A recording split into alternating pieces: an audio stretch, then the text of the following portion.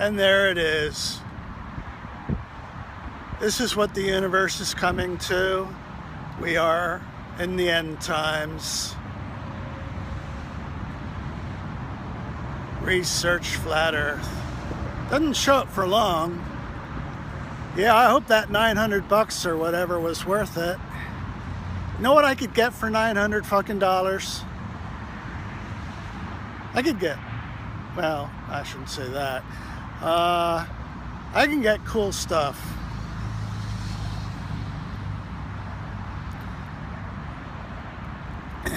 So, as you probably know, this sign is visible over Interstate 76. There we go.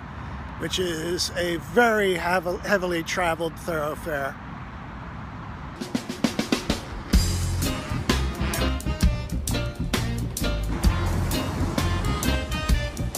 There it is. Check it out, guys. That is so exciting. Incredible.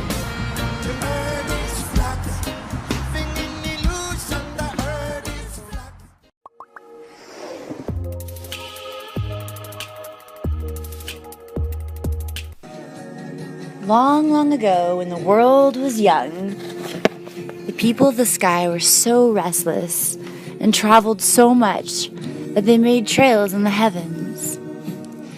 Now, if we watch the sky all through the night, we can see which way they go. But one star does not travel. That is the North Star. He cannot travel. He cannot move. When he was on the earth long, long ago, he was known as Naga, the mountain sheep, the son of Shano. He was brave, daring, sure-footed, and courageous. His father was so proud of him and loved him so much that he put large earrings on the sides of his head and made him look dignified, important, and commanding. Every day Naga was climbing. He hunted for the roughest and the highest mountains, climbed them, lived among them, and was happy. Once in the very long ago, he found a very high peak. Its sides were steep and smooth, and its sharp peak reached up into the clouds. Maybe that's the Mount Meru, you know? Naga looked up and said, "I wonder what is up there. I will climb to the very highest point." Around and around the mountain he traveled, looking for a trail, but he could find no trail. There was nothing but sheer cliffs all the way around.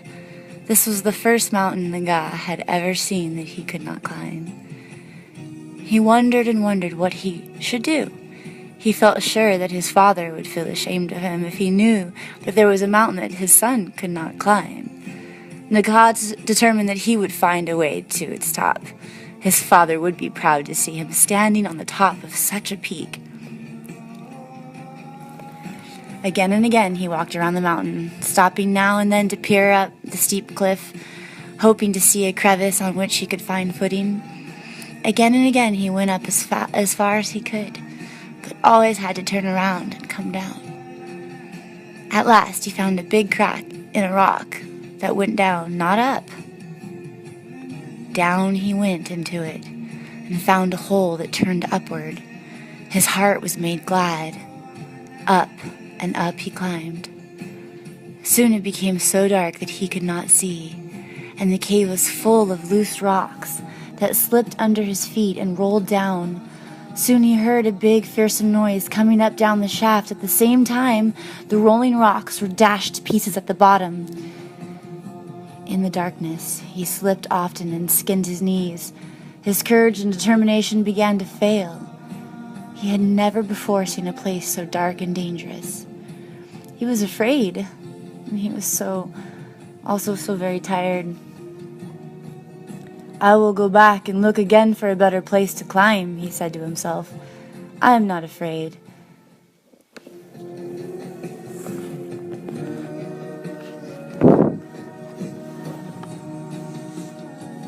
I am not afraid out on the open cliffs, but this dark hole fills me with fear.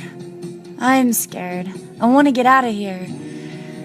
But when Naga went and turned to go down, he found that the rolling rocks had closed the cave below him.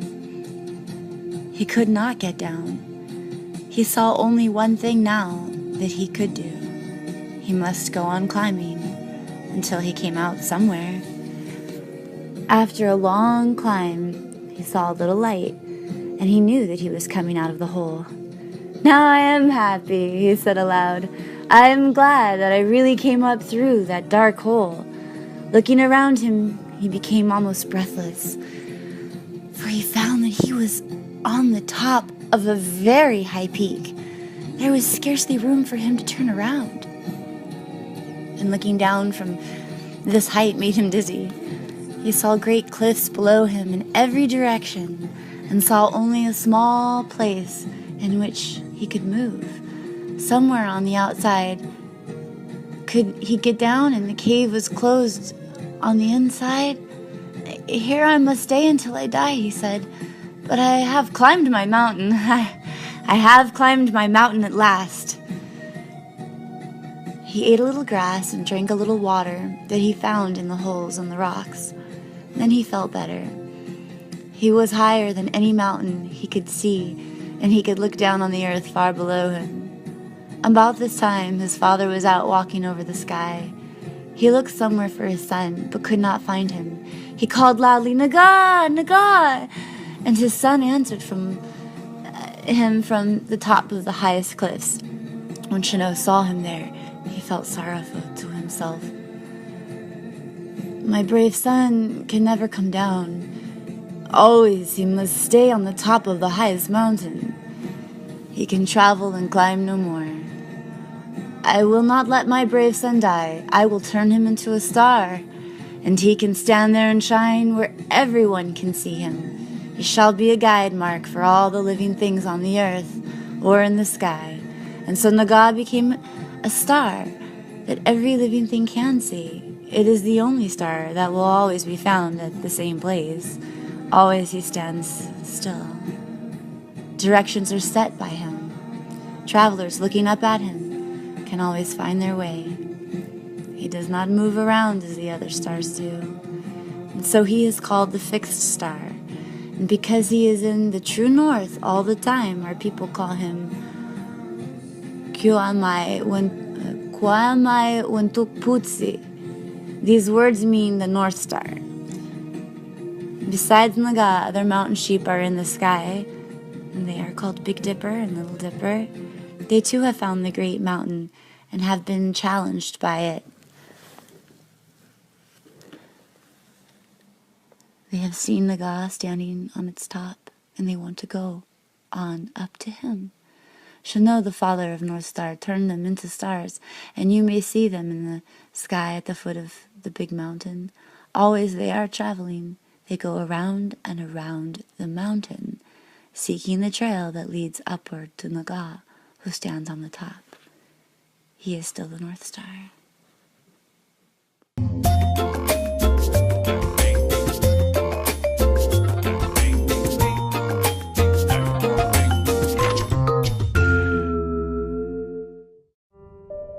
Sometimes a great discovery is a new perspective on the universe we thought we knew.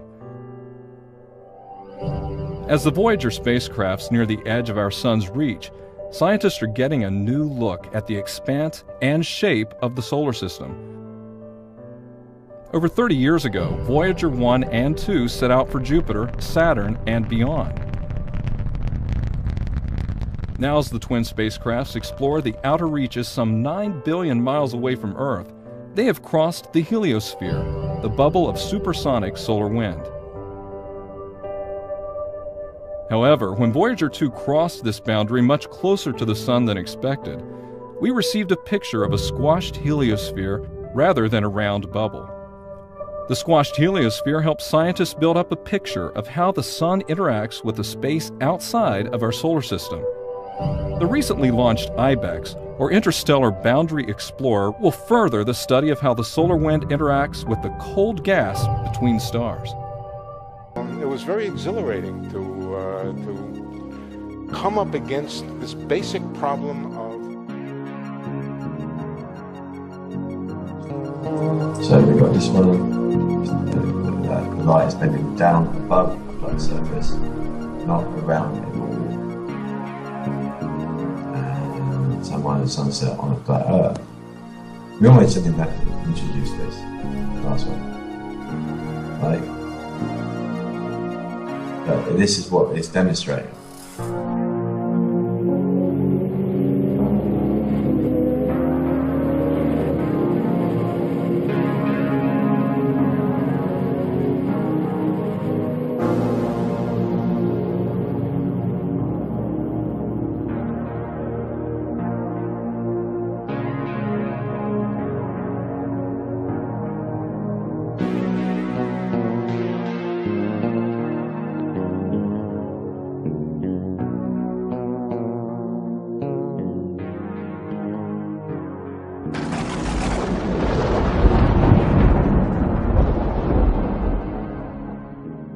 It was very exhilarating to come up against this basic problem of conflict of principles. And if anything can break the impasses in physics, if there are no experiments available, it's conflicts of principle. And if anything can break the impasses in physics, if there are no experiments available, it's conflicts of principle. When conflicts of principle arise, that's when major new paradigms can shift. That's the excitement.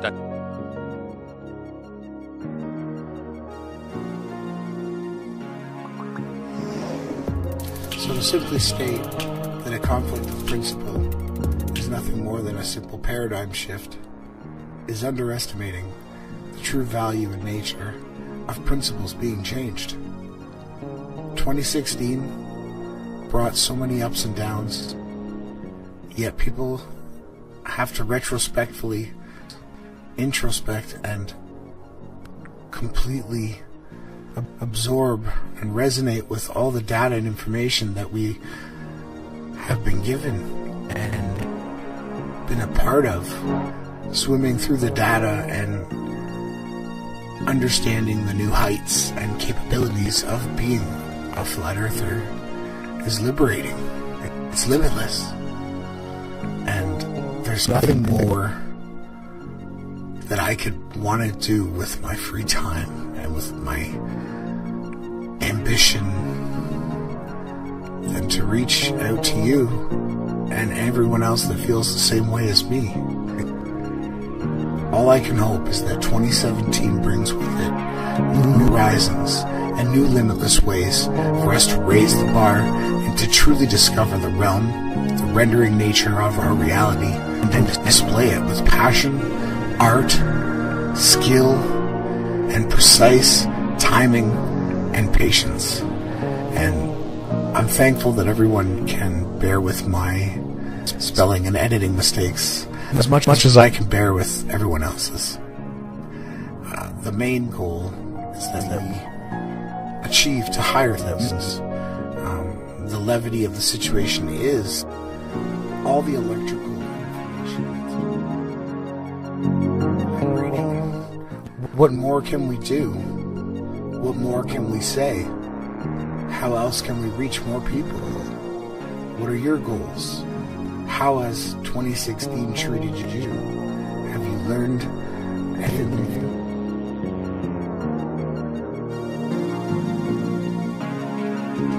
Information that's just literally flows through us, to us, and there's nothing we can do to get away from it. The speed of light is not a constant. The Earth is not a spinning ball.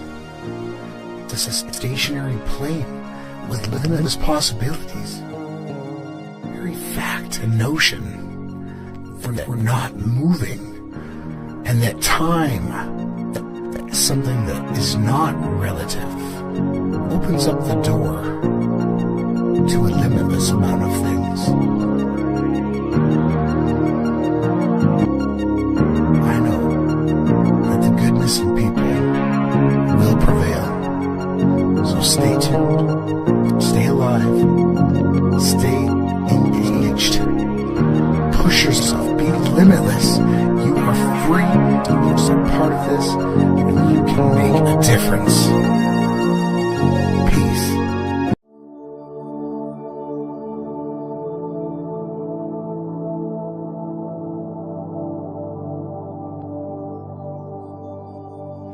Ronnie from Event Skeptic here, and today I would like to silence the debunkers, globe earthers, who still believe that objects being obscured by the horizon is the result of curvature.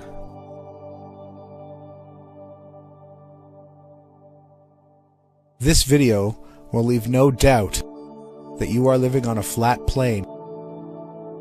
As we seek for truth, we will all encounter skepticism, denial, deceivers, and those who lash out because they can't accept who the Creator truly is. This video is for the edification of the truth. It clearly demonstrates that objects leaving your position appear to disappear from the ground up, and objects approaching you in this reality appear from the sky down. In this reality, our vision is limited to what is called a horizon line. This line runs a 360-degree circle of sight completely around us at all times. The outer line marks the maximum distance of our field of view, and it is the boundary of our horizon line at 360 degrees all around us. These diagrams and observations are of a plain, flat view. At this part of the demonstration, the red and blue objects clearly can't see each other because their horizon lines haven't intersected. So from both perspectives, neither object can see each other because their field of view hasn't intersected. As the two objects' circle of sight approach each other, their fields of view intersect. So in this simulation, we see the blue dot appearing to rise above our horizon. Yet we know that it is still partially blocked and lies beyond our actual horizon line. As the blue dot continues approaching the red dot, it appears to be rising at the horizon, but it's still perceived behind the horizon line.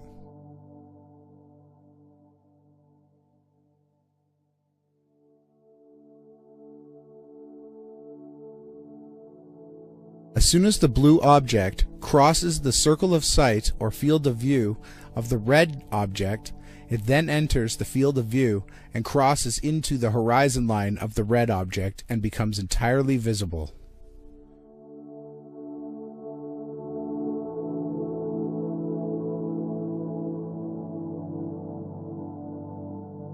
As the two objects align, their fields of view completely overlap.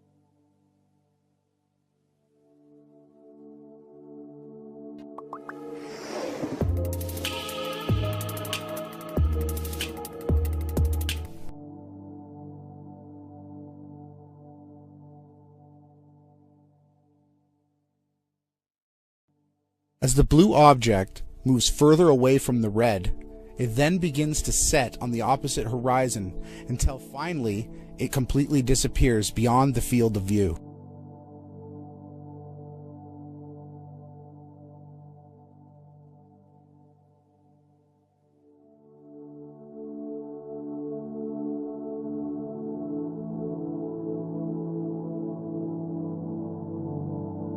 Now we will see what an observer standing on a flat plane observes as a plane passes by.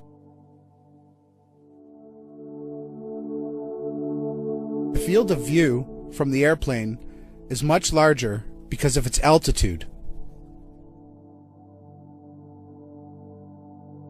Due to the laws of perspective, the higher an object is, the greater its field of view becomes.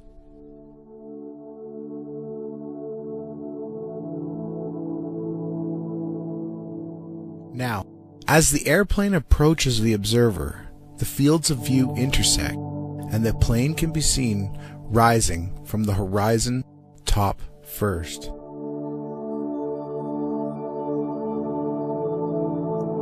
Due to perspective, the airplane rises visually, but not physically, as it approaches the observer until it is directly overhead.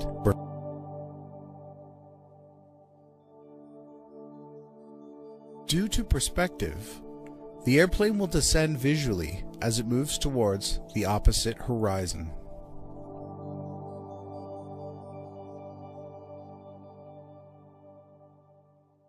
Once the plane exits the observer's field of view, due to perspective, it will visually set bottom first and disappear despite the plane never changing altitude.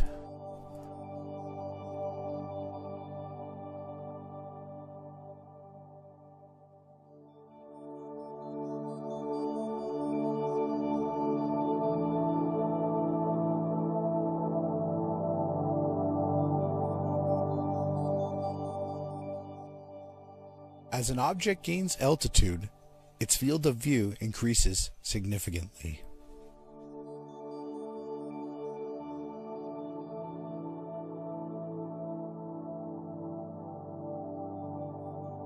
The field of view from the airplane is much larger because of its altitude.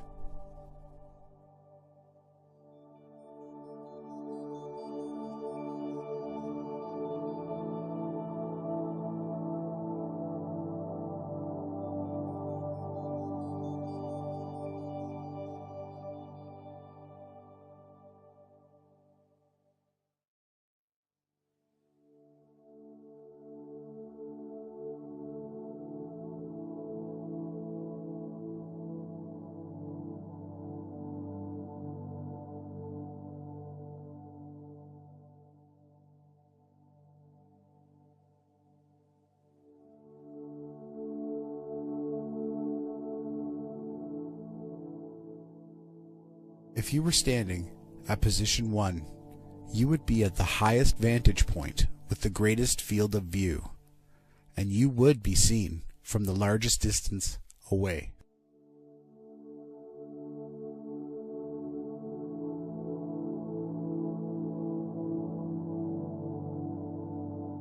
If you were standing at position 4, you will have a lower field of view, and you can be seen from far less distance away.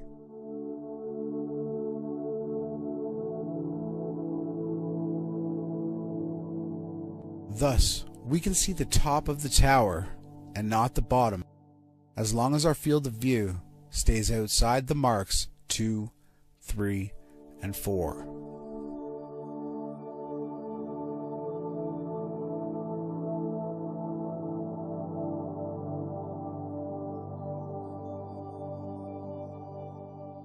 This is plain observations that everyone can do.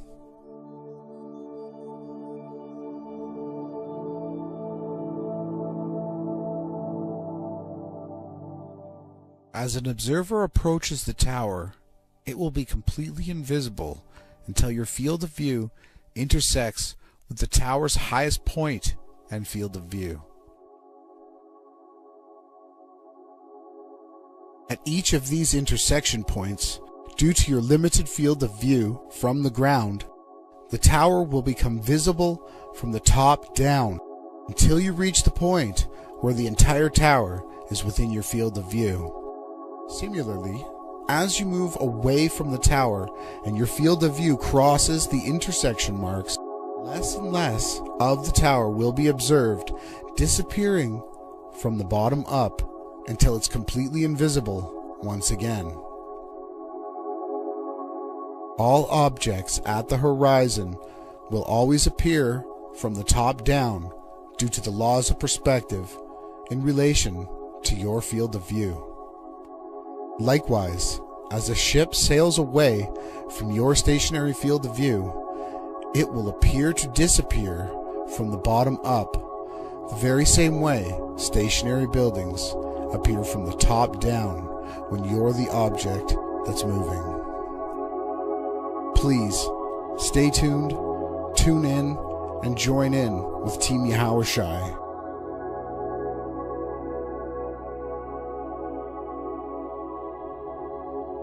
I'm giving a huge shout out to the one they call Disc Part Reality.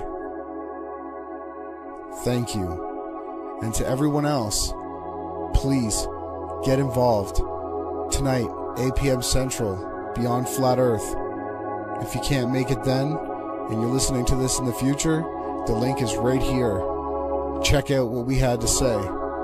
Please, get involved. Now at this point, the pylon has completely disappeared.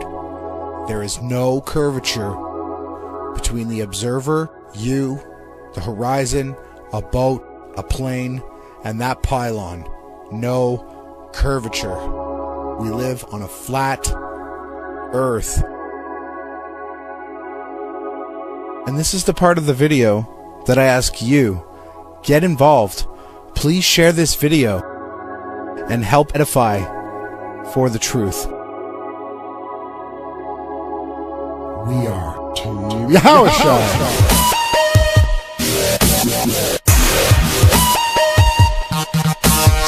Truth is out. For all those with eyes to see and ears to hear, you heard.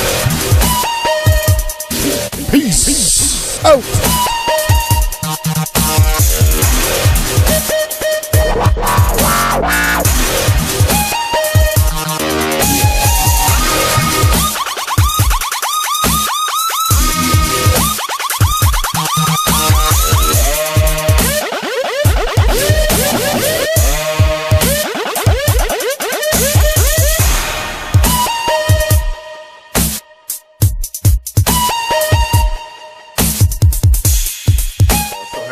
Here and be able to hang out with you today. Thank you all so much.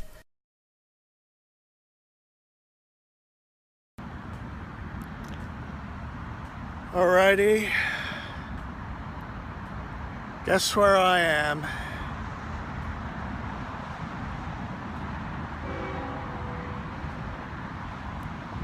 On sign cycles through a bunch of ads. And there it is. This is what the universe is coming to. We are in the end times. Research flat Earth. Doesn't show up for long. Yeah, I hope that 900 bucks or whatever was worth it. You know what I could get for 900 fucking dollars? I could get, well, I shouldn't say that. I can get cool stuff.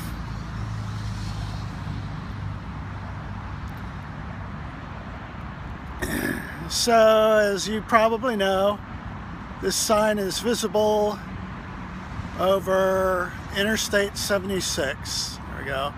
Which is a very heavily traveled thoroughfare. Very heavily traveled.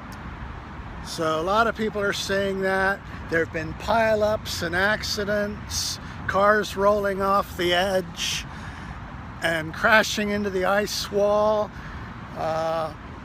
general devastation, mass mayhem. National Guard is out here because they're trying to cover up the secret of flat Earth. The secret being, of course, is the Earth is really well, how should we say, a globe. There we go. Can't believe I drove all this way to see that.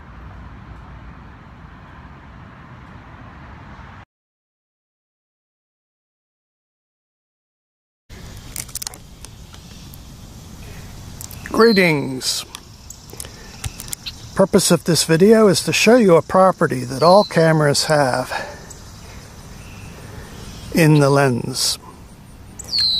Be they video or still cameras, they're all going to work the same way.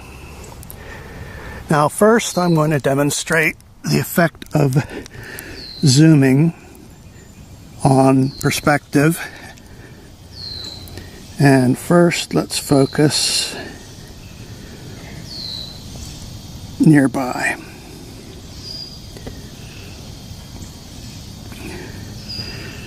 So now I'm going to zoom from 24 to 70.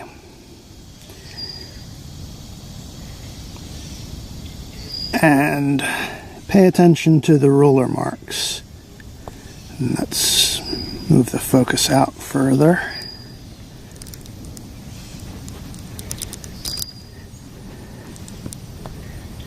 And notice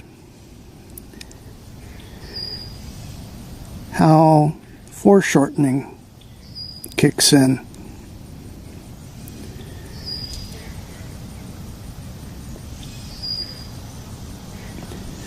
Also, that's the important part. And the depth of field is reduced. Okay, I'm focused in as far as I can get. Now I'm going to pull out again.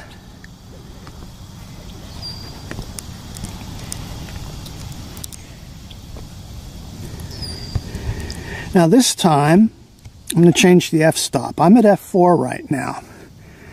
And that gives me my narrowest depth of field, or shallowest depth of field, I guess I should say.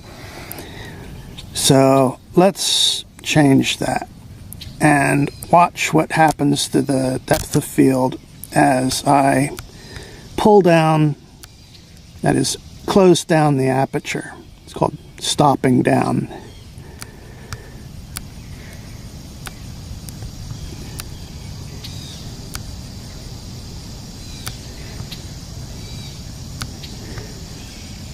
And ISO Auto is trying to keep things, but it's out of its range now. Let me manually adjust ISO.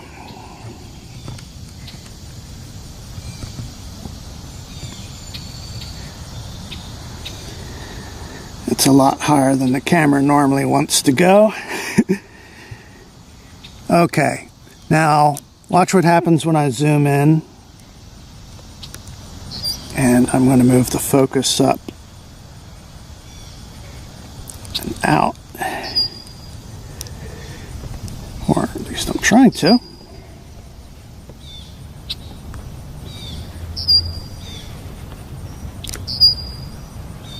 There we go. And now I'm zoomed out to 70 millimeters.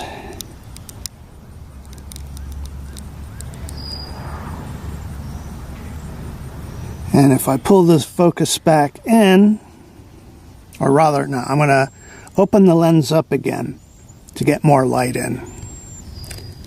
So let's go from f22, 16, and don't want to overexpose too much. Let's go down to ISO Auto again. Let the camera deal with that ISO. And notice the depth effect.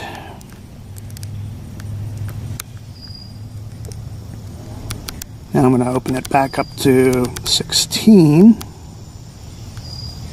we go. And it's a bit dark. Let's go to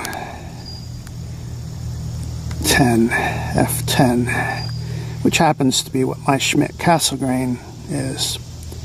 And I'm going to pull the focus back in. And that's as far in as I can do it. And now I'm going to pull the zoom in. Or zoom out, rather.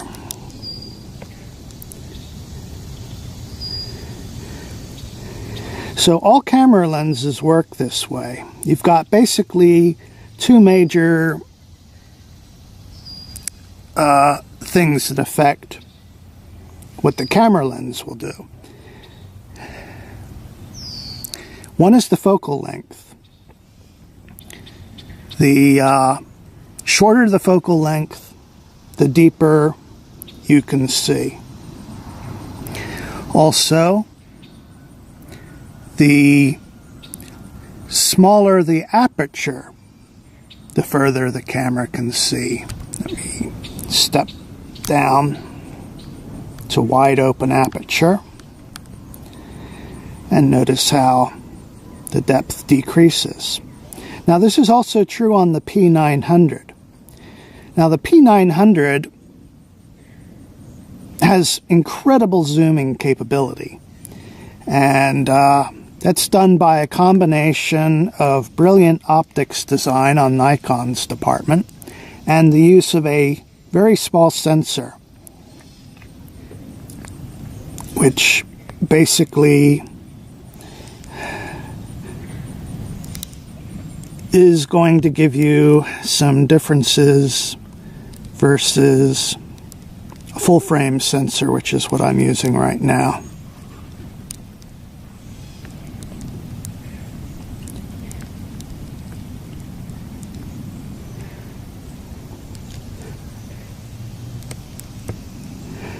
So,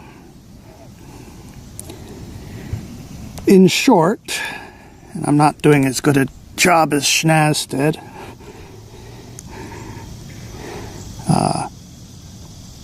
in short,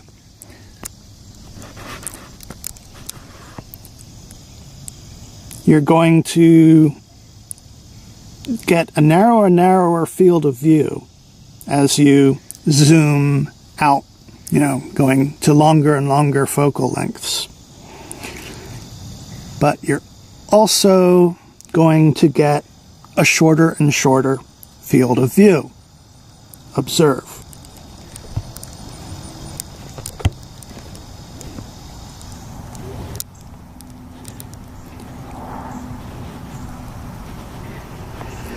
So this applies to Soundly's video in a very important, and also photography in a very important way. He's using a P900 with the small sensor. It's going to produce a much greater field of view, or sorry, depth of focus than this full frame camera will.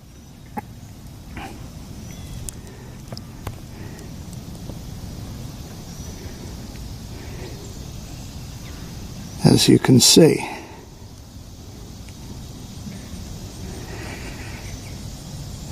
And of course you can see further out.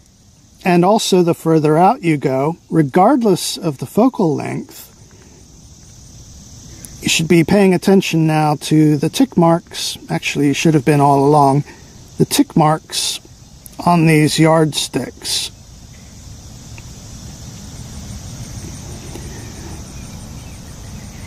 They appear to get closer and closer, according to perspective. And that's the way they work. That's not the tick marks, that is. That's the way lenses work. All lenses, including the human eye.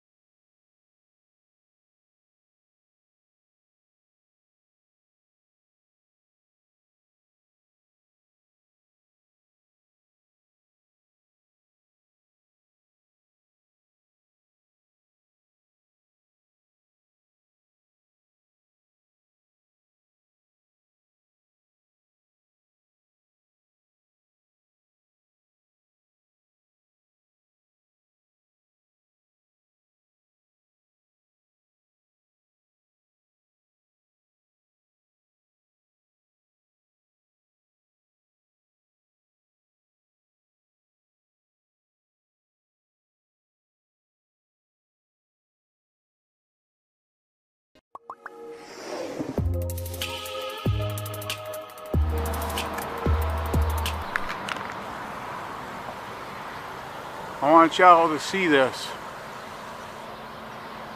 There are clouds behind the sun and in front of the sun. If the sun was 93 million miles away, as they say it is, this would not be a possibility.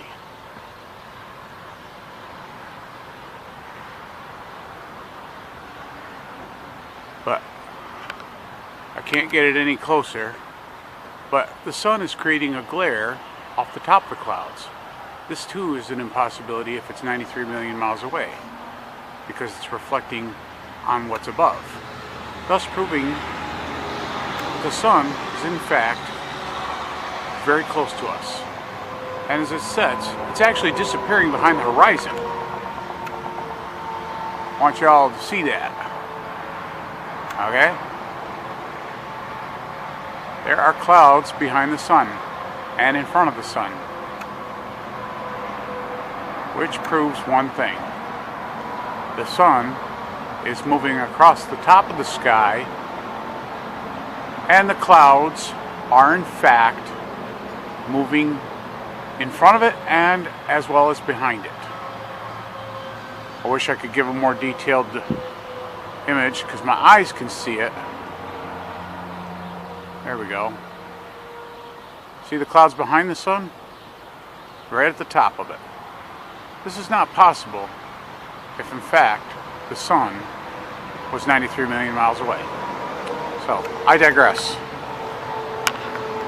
And that is why I believe the Earth is flat. And I'll leave it at that. For reference, crosshairs were permanently etched into the lunar cameras, so they would have to appear on top of every image. But in this photo, a crosshair is behind a part of the lunar rover. This situation is impossible and has to be the result of technical manipulation and doctoring of the image. And in this photo from Apollo 11, the equipment in the foreground is covering the crosshair, not behind it. And in another from Apollo 12, the American flag is covering one crosshair, and the astronaut is covering the other. Case in point, on the moon, the astronaut's only source of light was the sun. They had no extra lighting, no flashes or things like that. Yet in this photograph from Apollo 14, the shadows are cast in different directions, suggesting multiple light sources. The shadows cast by the rocks in the foreground should have been east-west, like the LEM shadows. And in this photo from Apollo 17, again the shadows are pointing in different directions. Outside in sunlight, shadows always run parallel with one another, so the shadows will never intersect. There is one for Apollo 16 where the same shot, the same hill, appears in 2 different days. This tape was shot on what was reported to be the first of Apollo 16's lunar excursions. But it couldn't pick a better spot. And this video was from the next day at a different location. That is the most beautiful sight. NASA claims the second location was 2.5 miles away. But when one video is superimposed over the other, the locations appear identical. It's absolutely unreal. Even closer examination of the photos suggests evidence of doctoring.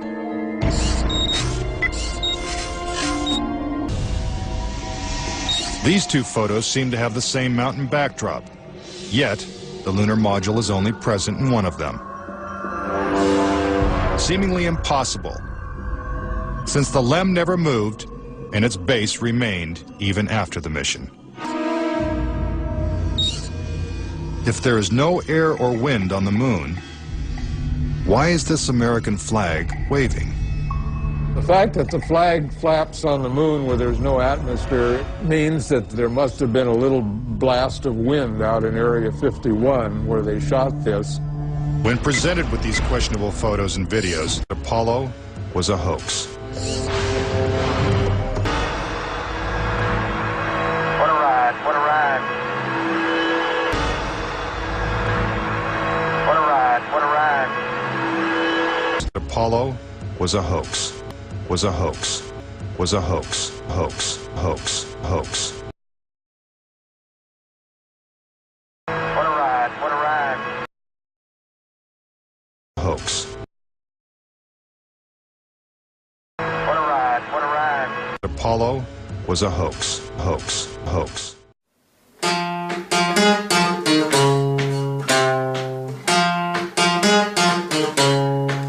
I'm gonna fight them all. A seven-nation army couldn't hold me back. They're gonna rip it off, taking their time right behind my back. And I'm talking to myself at night, 'cause I can't forget. Back and forth through my mind behind a cigarette.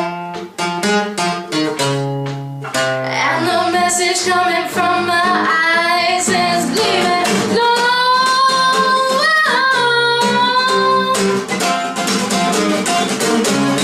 Leave it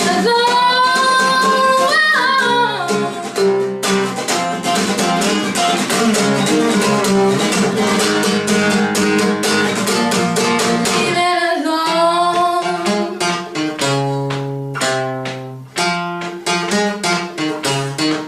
Don't wanna hear about it. Every single one's got their story to tell. Everyone knows about it. From the Queen of England to the House of Hell. And if I catch you coming back my way, I'm gonna sell it to you. And that ain't what you wanna hear, but that's what I'll do. And the message coming from my bones is find a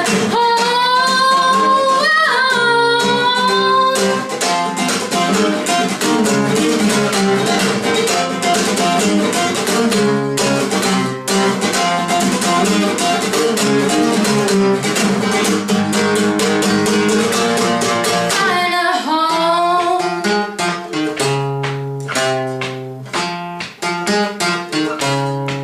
I'm gonna Wichita, far from this opera forevermore. I'm gonna work the straw, make the sweat drip out of every pore. And I'm bleeding and I'm bleeding and I'm bleeding right before the Lord. All the words are gonna bleed from me, and I will sing no more. And the stains coming from my blood tell me go back home.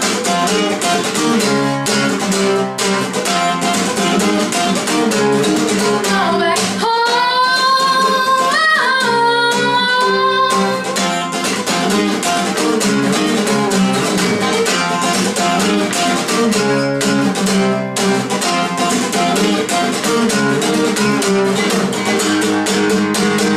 Go back home.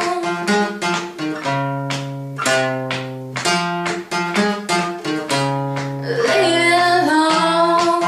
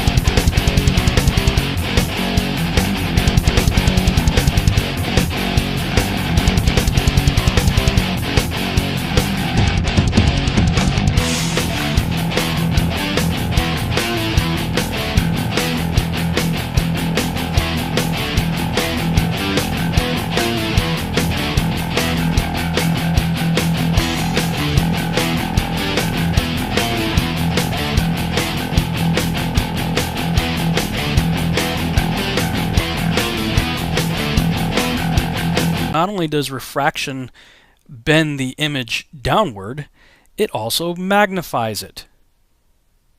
I'm going to say that again. Water causes refraction, bending the image downward and magnifies it. So this is important now. So now back to another clip from that previous video.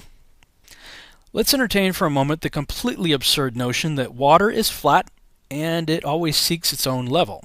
We're looking across a flat plane of water, 46 miles across. Check this image out right here. Now, I caught this image shortly after Rick and I returned from our trip across the lake. We grabbed a bite to eat, and then we went out to the beach, and it was still clear out, so we got the camera out and looked 46 miles across the lake to see this right here. This image is extraordinary. Okay, the boat right here, I'm going to guess, is less than a mile away. And I base that because these people walking in front of the camera here are walking across some rocks that sort of jut out and kind of fence in the harbor area. And they are only about a quarter of a mile away from where we were when I shot this. I shot this image from right about here. This is where we were looking across, and this is the area right here where those people were walking. And the boat, as you could tell by the size of the people on the boat, wasn't too much further beyond that. So maybe a half mile to a mile, or at the most, I would say, away from where we were.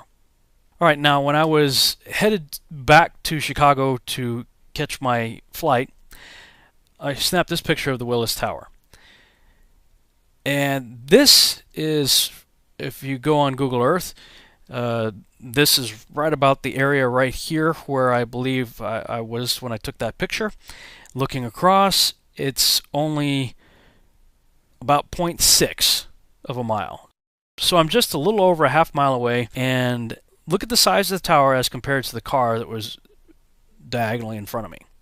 We were looking at the Willis Tower from this direction right here when we were on the other side of the lake. Now, okay, so let me slide the car over and shrink it down to the appropriate scale beside the boat. Do you see something rather interesting here? This building is significantly magnified. The image on the left shows the size and scale of the building next to a car at 0.6 of a mile away. The image on the right shows the same building and the same car with a boat at 46 miles away. The atmosphere really is acting like a lens. What type of lens? A convex lens or a magnifying glass. And let's just go back and hear from the experts once again what's happening with the atmosphere. The science is the same of that of a lens. Here's a simple example. So if you're looking at Chicago here, just maybe now you can just see the top of the Sears Tower, and if our simulated temperature inversion moves into place, hopefully now you can see pretty much all of Chicago, see all the lower buildings, including what's at ground level. So the atmosphere really is acting like a lens. Yes. Again, based on that imagery that I saw looking 46 miles across versus 0.6 miles across, I really do believe, just like the experts said, the globalist guys, these are people who believe in the globe now. They are the ones that said, hey, the atmosphere really is acting like a lens, and they put a lens in front of the camera to show how it works. So I'm just doing what they're doing. I'm using the same logic that they're using, the same science that they're using. And, science is all about testable, observable, and repeatable data, right? So to alleviate the problem of distorting the edges because the magnifying glass ring is too small, I went on Amazon and I got these plastic magnifying sheets and came up with another way of doing the same thing using the sheet right here. Set the city up, a little cutout of the city, and now I've got the big magnifying glass sheet. Bring the camera right up to the lens. See, that's the normal view of the city. Now let's back up again. The science is the same of that of a lens. Here's a simple example. So if you're looking at Chicago here, the atmosphere really is acting like a lens. Yes.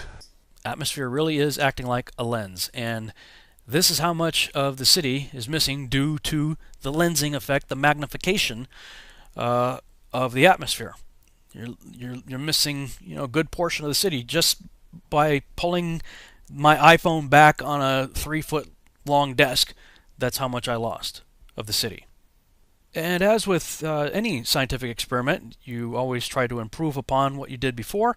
So I got some foam core, made a little housing for the magnifying sheet, and pasted the city on the back there, and I made it as 2 separate pieces so that I could flex it as necessary, because I think that there are different types of atmospheric conditions that would allow for more magnification versus less magnification. So in this scenario you have more magnification, and in this one you have less. And for this one I decided to put the Toronto skyline into my little box here. And let's try it again. Okay, we're all the way up against the glass. Now let's zoom across the lake.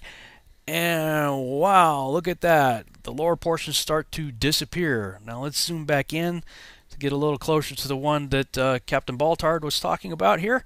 And wow, look at this. Here's his image on the right, and here's my image on the left. Missing the lower portions of the city had nothing to do with curvature whatsoever. And this, of course, is my answer to the meme that you've all seen being passed around on Facebook showing the missing part of buildings as absolute proof of the curve. No, not really.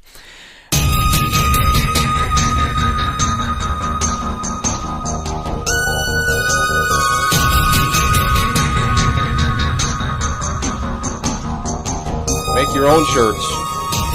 Create signs, whatever it takes, you know, get out front of NASA. I still don't understand why I haven't seen a video posted here on YouTube of a bunch of people trying to get out in front of NASA and put some pressure on them. I don't even see that.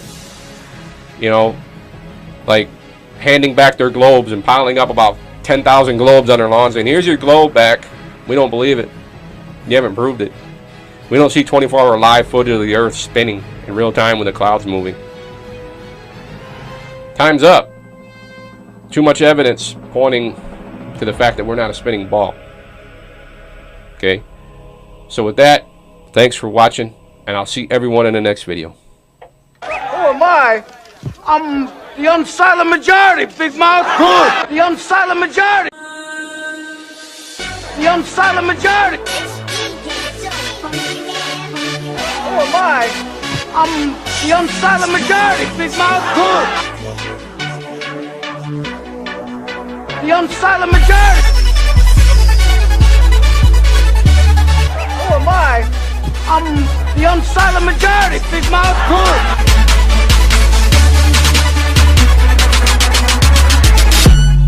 The unsilent majority.